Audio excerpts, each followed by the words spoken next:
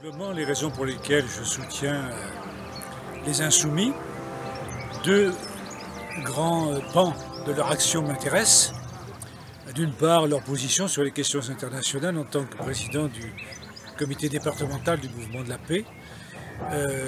J'approuve complètement leur position sur le refus de se laisser entraîner dans les tensions internationales et en particulier à l'égard de la Russie.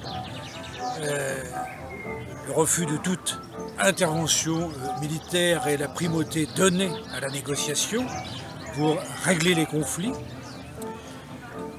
Le deuxième pan qui m'intéresse est celui du droit du travail, puisqu'il se trouve que je suis avocat dans cette matière, au droit du travail, et que j'interviens aux côtés de syndicats dans les conflits qui peuvent se produire.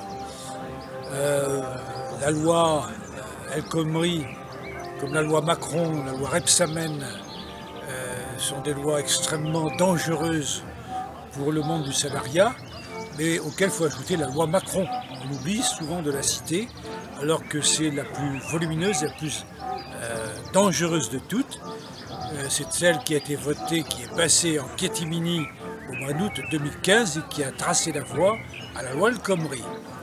Il ne fait aucun doute que Macron va reprendre ces dispositions, et notamment les barèmes indicatifs, qui n'étaient que facultatifs à l'époque, pour les fixer cette fois-ci et leur donner une valeur obligatoire.